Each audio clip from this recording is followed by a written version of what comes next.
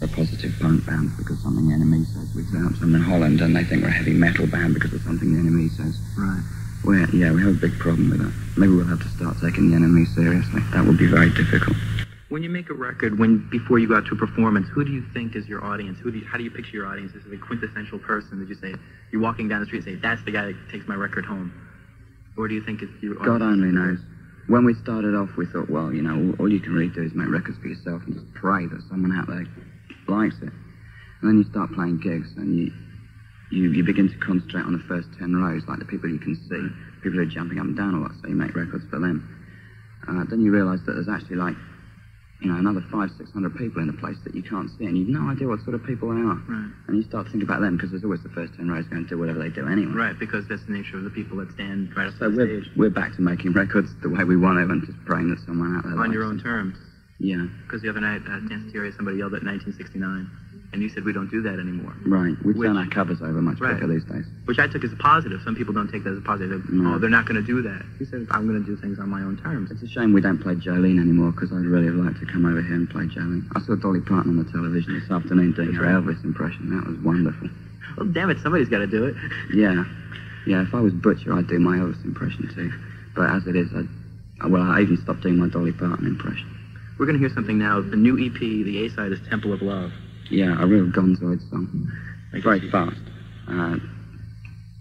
We thought we'd better put it on the A-side just because the last record we put out was The Reptile House, which is very slow. Very slow. So just to prove a point, we put out a very fast record this time.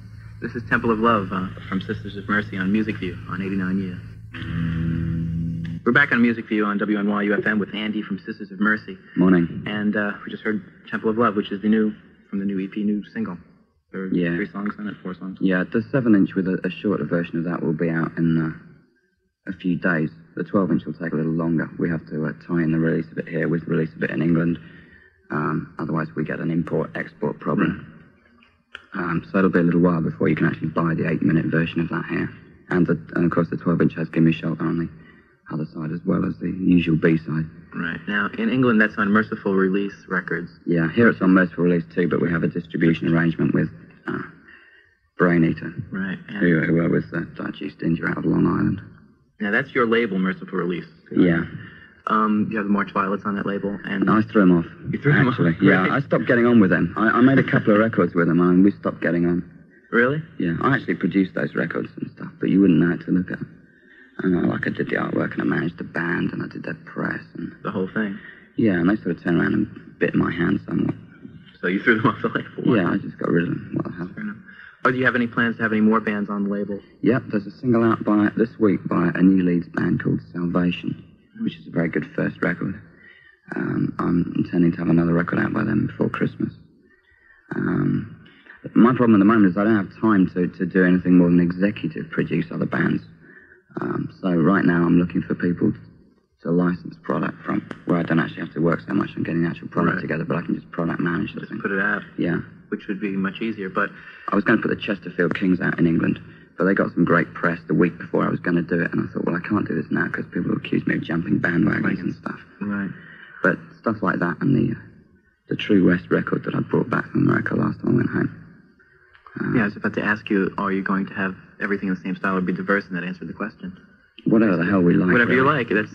Hey, listen, it's your label. Do what you want. It just so happens that all the people we know in West Yorkshire are using drum machines and the occasional fuzz guitar. Mm-hmm. And I guess we're partly responsible for that.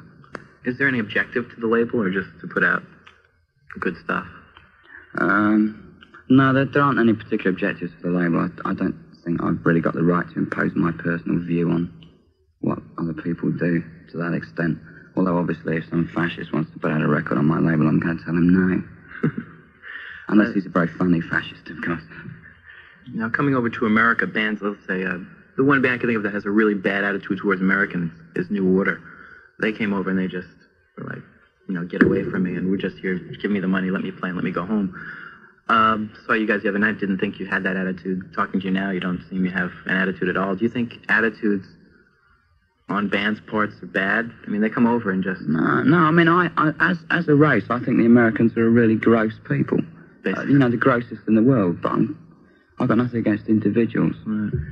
I was surprised myself at the attitude I have towards American crowds when he actually played them, because, I mean, I'm generally fairly abusive to any crowd.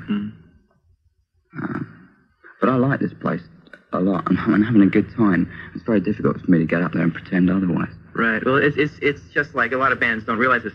I mean, Americans hate some of the things that come off abroad about Americans. You come here and you have to take people as individuals. A lot of people forget that, and it's something that slips people's minds. We suffer a lot from American tourists, I guess, same as every other place. And so we come over here and we think the place is full of tourists, which of course it isn't. I mean, I dare say that a lot of British tourists are pretty unbearable.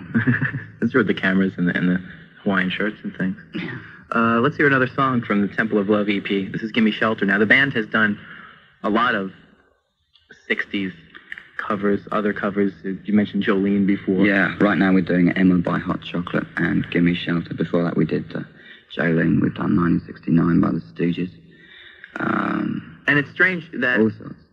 That 1969 really fit the style of Sisters of Mercy very well. I've listened to it several times, and just the drum machine just fit right in. Everything, the arrangement fit in. We weren't originally going to release that, actually, because we had a thing about not releasing covers, but it was the American market that actually asked for it to be on the record. And it wasn't like, this is a cover, let's just put it on. It's no, we just did it in the studio because we'd been playing it. We thought, well, you know, we're here, let's record it. We had a thing about not releasing covers. Even now, we refuse to put a cover on the A side of a record. Okay, let's hear GimMe Shelter from the Sisters of Mercy on 89U.